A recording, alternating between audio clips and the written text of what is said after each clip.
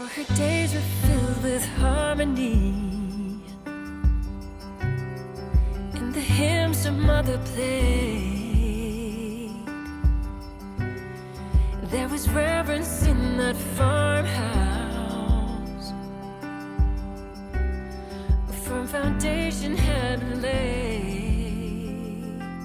You know, Nicky, your question about just like where are we seeing the impact of kind of still a male-dominated world in jazz especially, but also in all fields to a large degree still, and just how we feel it as women in jazz and as mothers in jazz.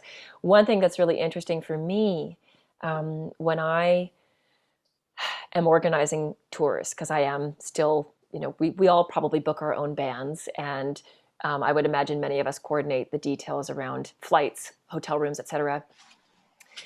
The amount of planning and emotional energy above and beyond that which most of us would already experience that goes into all that work, to then consider, okay, if I'm going to bring my child on the road, who of the players that I've been working with in various regions, you know, I mean, if you're lucky enough to bring your band on the road, that's great, but then you also have to consider, how are they going to feel about having a child in the mix? Because touring in the best of circumstances is hard for everyone. And for me, you know, we're about to go to Europe for 2 weeks, and there's so many factors. So Josh is 11, so we're in dialogue with his school and his teachers. Can Joshua afford to miss 2.5 weeks of school?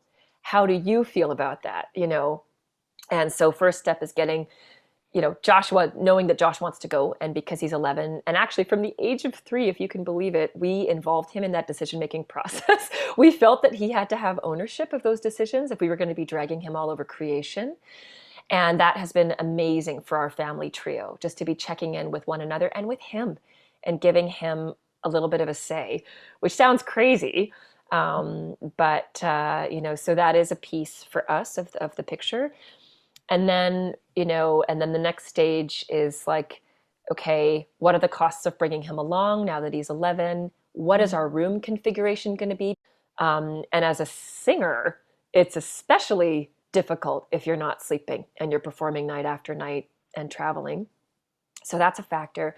But then to go back to the question of like, well, who do you hire? I mean, I wish I didn't have to, but how amenable my bandmates are to having a child with them on the road, and how that impacts them. That's a big factor for me now when I choose my band, and it adds another layer of complexity, you know.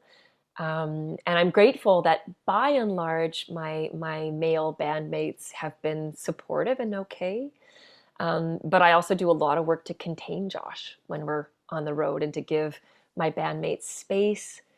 And, you know, it is a lot to juggle above and beyond that which we already have to juggle. So I'm curious if anyone else has that same experience, where they feel like they have to be especially mindful of how their child, not only their child's needs being met, but how their child might be impacting the needs of bandmates and adults.